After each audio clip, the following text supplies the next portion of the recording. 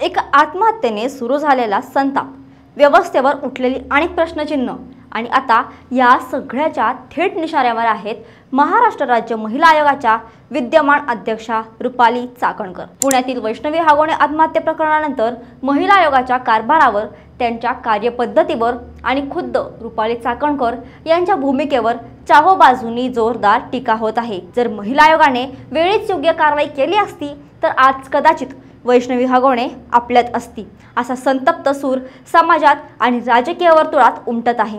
आणि आता या सगळ्या गदारोळात एक अत्यंत मोठा आणि महत्त्वाचा प्रश्न निर्माण झाला आहे, तो म्हणजे रुपाली चाकणकर यांचं महिला आयोगाचं अध्यक्षपद खरंच धोक्यात आलं आहे का? आज विधान भवनात विधान परिषद उपसभापती नीलम गोरे यांनी बोलवलेली उच्चस्तरीय बैठक, त्याचवेळी विरोधी पक्षातील महिला नेत्यांचं, राज्यपालांना भेटणारं शिष्टमंडळ आणि महिला आयोगाच्याच माजी सदस्यांनी उघडलेला नाराजीचा आणि थेट आरोपांचा सूर, हे सगळं नेमकं कशाकडे बोट दाखवते?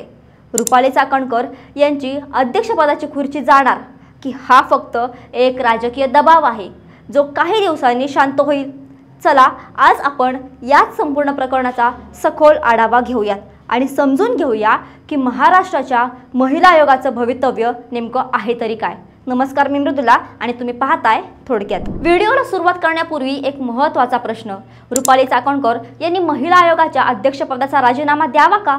तुम्हाला काय वाटतं ते प्रत्येकाने खालील कमेंट सेक्शनमध्ये नक्की लिहा, कारण त्यामुळं लोकांच्या मनात काय चाललंय हे आपल्या राजकारण्यांना नेमकेपणानं कळून येईल। आता वळूया आपल्या मुख्य मुद्द्याकडे। महिला आयोगाभोवतीच्या वादळाची सुरुवात झाली वैष्णवी हागोणे आत्महत्या प्रकरणानंतर, पण त्याची बीज कदाचित त्याही आधी पेरली गेली होती। आरोप आहे की हागोणे कुटुंबातील मोठी सून मयुरी हागोणे हिने महिला आयोगाकडे आपल्या छळाची तक्रार केली होती, पण त्यावर आयोगाकडून अपेक्षित कठोर कारवाई झालीच नाही। तर तेव्हाच आयोगाने आणि पोलिसांनी मयुरीच्या तक्रारीची गंभीर दखल घेतली असती तर कदाचित हागोणे कुटुंबाला कायद्याचा धाक बसला असता आणि वैष्णवीवर ही वेळ आली नसती। रुपाली चाकणकर यांनी स्पष्टीकरण दिलं आहे की मयुरीच्या तक्रारीनंतर पोलिसांना कारवाईचे आदेश देण्यात आले होते, पण हे स्पष्टीकरण अनेकांना पुरेसे वाटत नाही। लोकांचा आणि विरोधी पक्षांचा आरोप आहे की आयोगाने केवळ कागदी घोडे नाचवले, खरी कारवाई झालीच नाही। या पार्श्वभूमीवर आज विधान भवनात विधान परिषद उपसभापती डॉक्टर नीलम गोरे यांनी बोलवलेली बैठक अत्यंत महत्त्वाची मानली जात आहे। या बैठकीत स्वतः रुपाली चाकणकर उपस्थित आहेत। महिला आयोगाच्या कार्यपद्धती, त्यांची मार्गदर्शक तत्वे, त्यांना येणाऱ्या अडचणी आणि त्यांच्याकडून असलेल्या अपेक्षा या सगळ्यांचा आढावा या बैठकीत घेतला जाणार आहे। या बैठकीला महिला हक्कांसाठी काम करणाऱ्या सामाजिक कार्यकर्त्या आणि महिला आयोगाच्या काही माजी अध्यक्षा व सदस्यांनाही निमंत्रण देण्यात आलं आहे। पण इथेच एक नवा वाद निर्माण झाला आहे। या बैठकीचं निमंत्रण विदर्भ आणि मराठवाड्यातील गेल्या 15 वर्षात आयोगावर काम केलेल्या अनेक माजी सदस्यांना देण्यात आलेलंच नाही। विदर्भातील डॉक्टर आशा मिरगे, आभा पांडे, नीता ठाकरे, चंद्रपूरच्या डॉक्टर विजया बांगडे यासारख्या अनुभवी माजी सदस्यांना डावलण्यात आला आहे। यावर डॉक्टर आशा मिरगे यांनी तीव्र संताप व्यक्त केला आहे। त्या विचारतात, महिलांवरील सगळे अत्याचार मुंबई आणि पुण्यातच होतात का? धोरणात्मक गोष्टी ठरण्याची समज फक्त पुणे आणि मुंबईच्या लोकांनाच आहे का? विदर्भातील लोकांना ही समज नाही का? हे सगळं म्हणजे आम्ही करू तो कायदा आणि आमची राजकीय पोळी भाजू अशा पद्धतीचं वागणं आहे। आशा मिरगे यांनी तर रुपाली चाकणकर यांच्या ज्ञानावरच प्रश्नचिन्ह उपस्थित केलं। त्या म्हणाल्या की रुपाली चाकणकर यांना महिला आयोगाच्या कारभाराबाबत ज्ञान आहे असं सांगून आपली दिशाभूल केली जात आहे। मध्यंतरी एका टीव्ही कार्यक्रमात त्यांनी PCPNDT कायद्याचा उल्लेख PCPNT असा चुकीचा केला होता आणि त्या गर्भलिंग निदानाला गर्भनिदान म्हणतात। एका माजी सदस्याने अध्यक्षांच्या ज्ञानावरच असे थेट आरोप करणं हे चाकणकरांच्या समोरील आव्हान वाढवणारं आहे।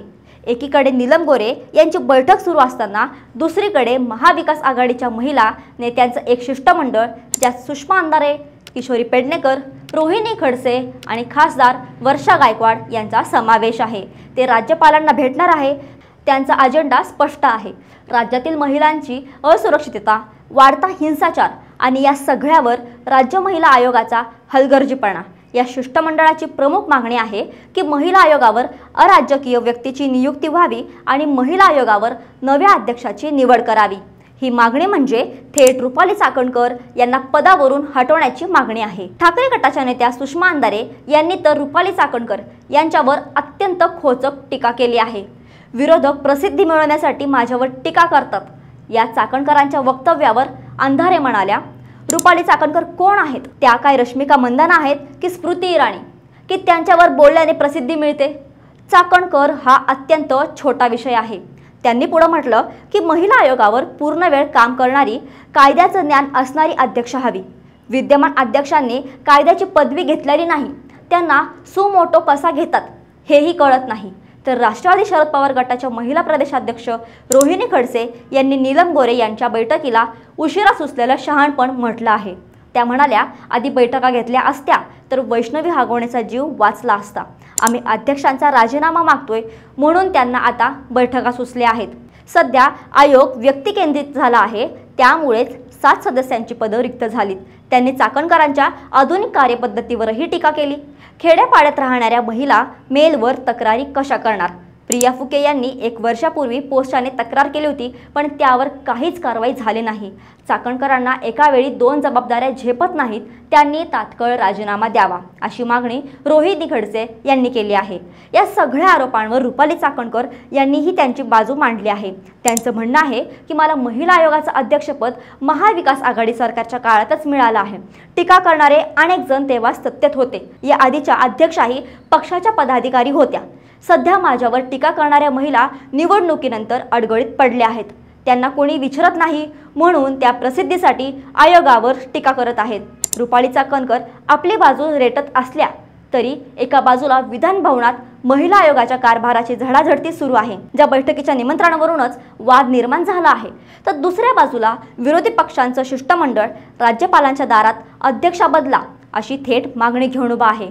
आणि तिसरीकडे महिला आयोगाच्या माजी सदस्या, सामाजिक कार्यकर्त्या आणि पीडित कुटुंबाकडूनही रुपाली चाकणकर यांच्या कार्यक्षमतेवर आणि निष्पक्षतेवर गंभीर प्रश्न उपस्थित केले जात आहेत। या सगळ्या गदारोळात रुपाली चाकणकर यांची महिला आयोगाच्या अध्यक्षपदाची खुर्ची खरंच डळमळीत झाली आहे का? वैष्णवी हागवणे, मयुरी हागवणे आणि प्रिया फुके यासारख्या प्रकरणांमध्ये आयोगाच्या भूमिकेवर जे प्रश्नचिन्ह निर्माण झालं, त्याची राजकीय आणि प्रशासकीय किंमत चाकणकरांना चुकवावी लागणार का?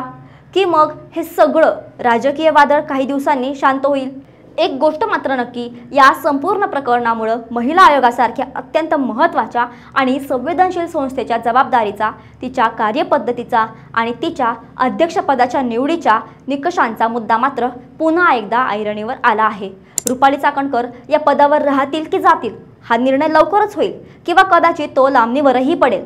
पण त्यातून महिलांच्या हक्कांसाठी लढणाऱ्या, त्यांना न्याय मिळवून देणाऱ्या या संस्थेला खरंच बळकटी मिळेल का? तिच्या विश्वासार्हतेत वाढ होईल का?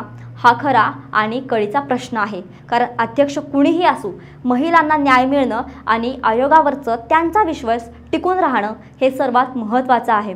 व्हिडिओच्या शेवटी पुन्हा एकदा तोच प्रश्न, रुपाली चाकणकर यांनी महिला आयोगाच्या अध्यक्षपदाचा राजीनामा द्यावा का?